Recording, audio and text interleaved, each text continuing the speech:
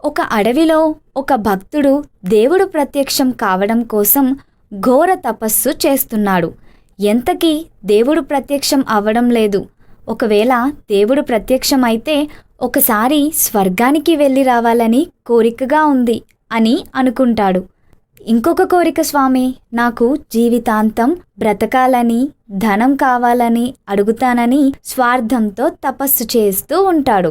3 వసంతాల తరువాత దేవుడు ప్రత్యక్షం అవుతాడు. ఏమి కావాలి భక్తా?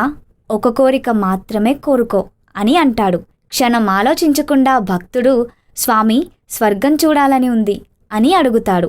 అప్పుడు వెంటనే దేవుడు భక్తునికి స్వర్గం చూపించి క్షణంలో కిందికి తీసుకువస్తాడు.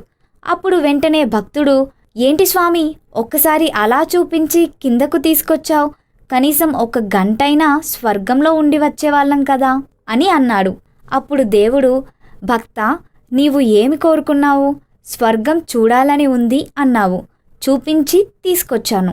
నువ్వు ఉండాలని కోరుకోలేదు కదా, చూడాలి అన్నావు, చూపించాను. నీ కోరిక తీరిందా అని అడిగాడు. అప్పుడు భక్తుడు, స్వామి ఇంకా ఒక కోరిక అని అడిగాడు. వెంటనే దేవుడు, భక్తా నీకు ముందే చెప్పాను కదా ఒకే కోరిక కోరుకోవాలి అని. నీ ఒక్క కోరిక అయిపోయింది. ఇక నీవు జీవితాంతం తపస్సు చేసినా నేను మళ్ళీ రాను అని దేవుడు వెళ్ళిపోయాడు.